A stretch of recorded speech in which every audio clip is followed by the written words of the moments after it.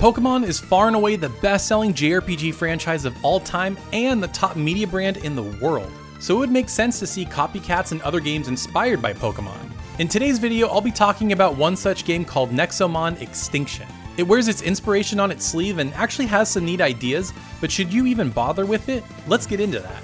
Oh, and if you enjoy JRPGs and want to stay up to date with the latest reviews and other fun videos, be sure to subscribe so you don't miss anything. The story of Nexomon Extinction does not begin like a typical Pokemon game. You actually start in an orphanage and are getting recruited to join the Tamers Guild. So instead of getting handed your Nexomon, you're told you need to go to the forest and catch one. And through a series of events that I won't spoil, you actually end up getting a choice, but it's not the typical 3 like water, fire, or grass. You actually get the choice between 9 different Nexomon, which is really cool. Now as the story progresses, you learn of Tyrant Nexomon, much bigger and more powerful Nexomon that threaten the world. So with this in mind, you're not trying to gain badges, although the guild you join has its own badge system. You're actually trying to hatch an egg to birth your own Tyrant to battle the other Tyrant Nexomon. In order to do this, you need shards from the various Tyrants around the world, so you'll journey across the world to try to track them all down. Now while I appreciated that they were trying to do something different here, it's not the lighthearted adventure you'd expect from a Pokemon game. In fact, everyone's always scowling, yelling, or mocking you really for no reason. Everyone's just so mean and angry.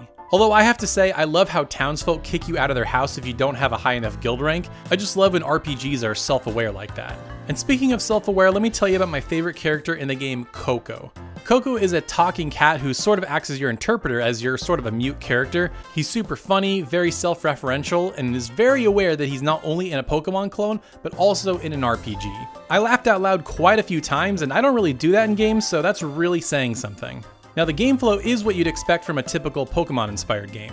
You travel through routes in between cities, battle tamers, not trainers, along the way, and eventually battle a Tyrant Nexomon. And because there's no gyms in the game, you'll be given different quests in each town, and you even get to pick up side quests. These were actually pretty interesting, like trying to solve a puzzle given to you by a Psychic Nexomon, or catching a few Nexomon for a scary-looking tree who just wanted some friends.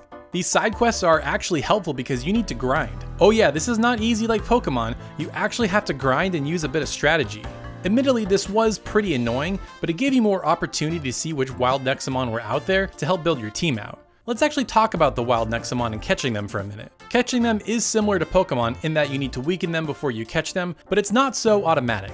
You need to input a number of button prompts, which makes it a little bit more active, which I found kinda cool. However, even if you nail this, you don't always catch the Nexomon every time. You sort of have this percentage meter, and you might need to use a few traps on each Nexomon. The problem with this is that items are super expensive, or you just don't get enough money through your adventures, I'm not sure which, so you always feel like you need to be super careful. The other problem is that tamer battles are fairly tough, and you'll constantly need to go back to heal up. Even if you have a Nexomon with the perfect element against the one you're fighting, you won't just one-shot them. You have to really slug it out, which almost always leaves your team really weak.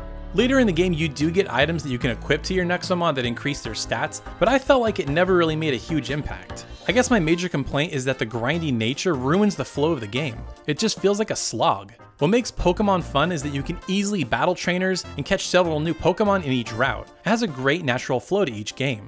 I wish Nexomon was a little less grindy because it has some neat monster designs, and personally speaking, I think it has a great art style. Whether you're traveling between cities through the routes or actually exploring the cities themselves, they all have sprawling locations, some of which with secret vaults with tons of prizes in them.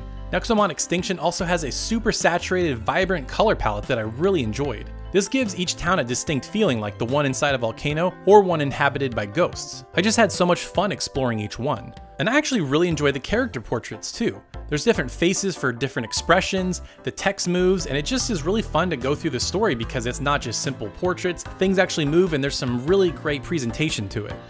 Alright, so here's the deal. Nexomon is not an incredible Pokemon clone doing something cool and innovative, nor is it a total disaster. It's a competent game that wears its inspiration on its sleeve and doesn't take itself too seriously while doing it. So who is this for? I would say it's for die-hard Pokemon fans who want more and can't wait for the next game to come out, or fans who want more of a challenge out of their Pokemon games and are willing to put up with a bit of grinding. Now keep in mind, this is a budget game and you probably won't have a lot of the quality of life features you've come to expect from modern Pokemon games. Now if you don't find yourself in either of these two categories, then check out some of my other recent reviews or my latest short JRPGs video to see if you spot a game you might want to play. If you found this video helpful, be sure to give it a like, and if you want even more JRPG content, be sure to subscribe so you don't miss anything. Thank you so much for watching, and we'll see you next time.